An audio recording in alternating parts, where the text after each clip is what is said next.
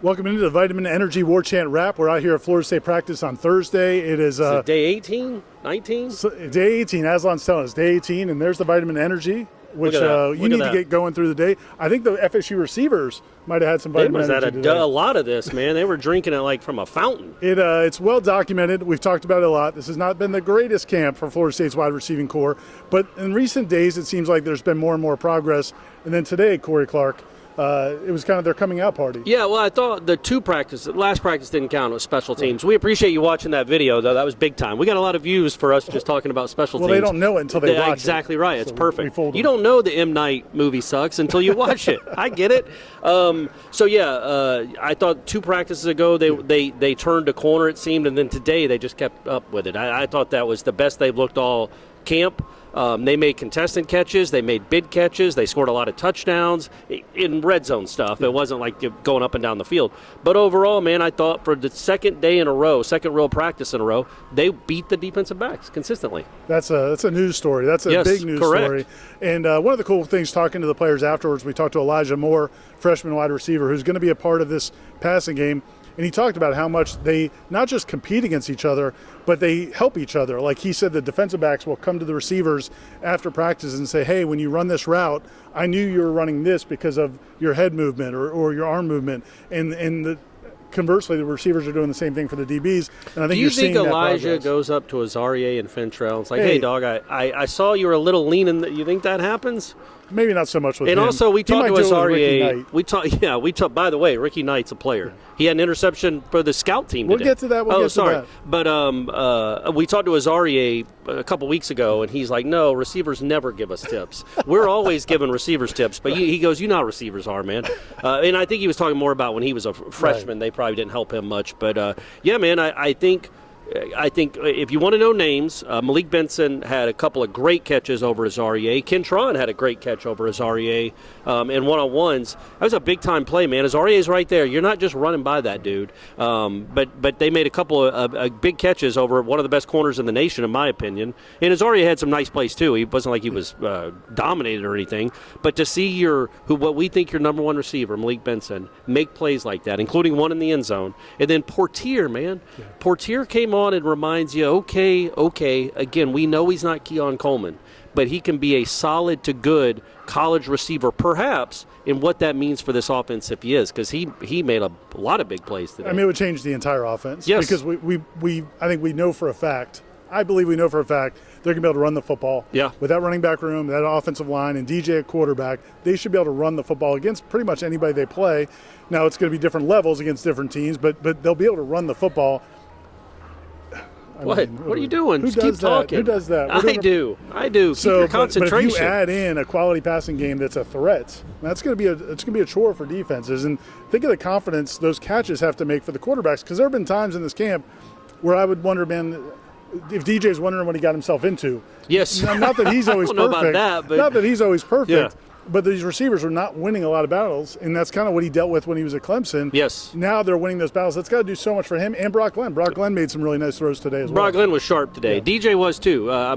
DJ was too. Should I look at Aslan while he's over there? So. I'll still look at you guys. But yeah, I thought the passing game in general, man, it just clicked. It clicked the last 2 days, the last 2 real practices. Again, we don't think it's going to be the strength of the team necessarily because we think the running game will be. But what we've seen the last 2 days, to me, kind of buoys you into, okay, now this ceiling is getting a little higher of what this offense can be. We thought it could be decent 3 days ago.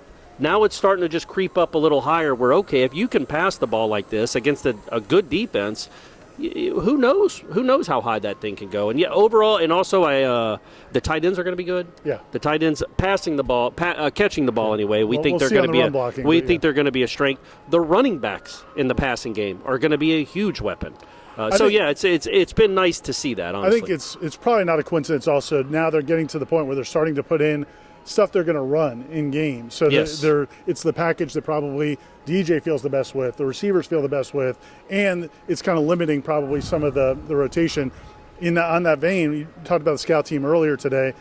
Coach Norvell talked about it after practice today. It was an interesting topic because this week, if you see the practice video that Aslan puts out, there's guys in black jerseys, and those are the scout team guys. So they're giving a look to the first and second team offense and defense. And you feel bad for those guys because 1 week they're like everybody else, and then once you get ready for game prep, they're wearing black jerseys. Everybody knows they're on the scout team.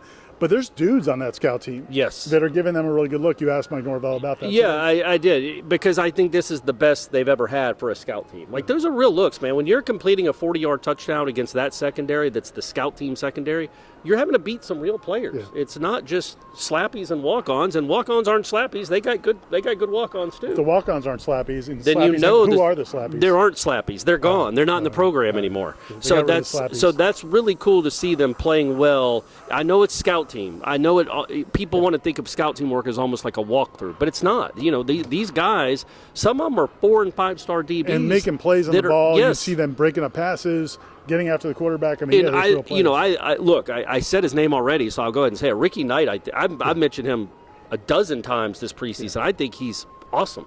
I think he's going to be great. He's on the scout team. Well, because it's who they have in front of them. They have a lot of veterans and a lot of experience and a lot of good players in front of them.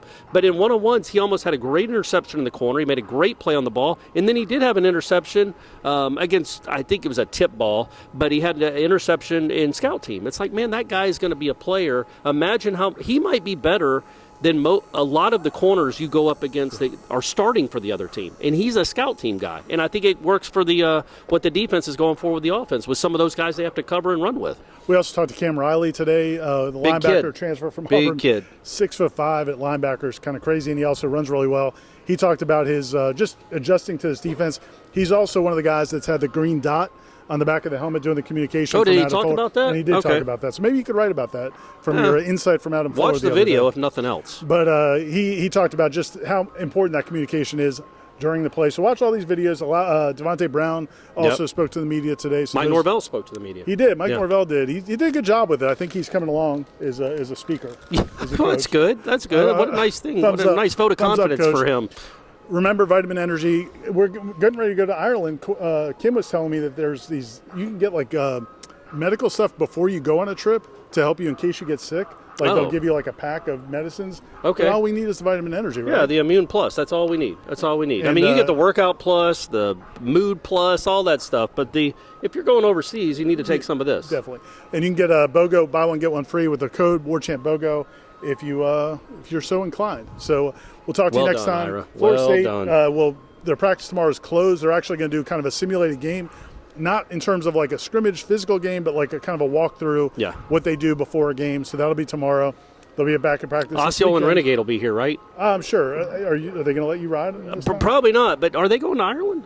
I think so. It's a legitimate question. So. Is the horse going to Ireland? It could be fake news, but I think so. Oh, how about that? Aslan, do we know That's for unbelievable. Sure? Do we know? They told us when we were there. You don't remember either? They said they would not let him. They simply would not let him. Oh, well then. So maybe he's not. That's ridiculous. That's not Vitamin Energy's fault. I know, but I just had to take it out on something. Yeah. We don't know if they're going to be there. It sounds like they're not. Oh, that's a bummer. The band will be there, though. The Marching Chiefs will be there, and we'll be there as well. And we'll be here this weekend as there's more practice coverage this weekend. So for Aslan and Corey and Ira and all of Aslan's crazy camera angles, talk to you next time.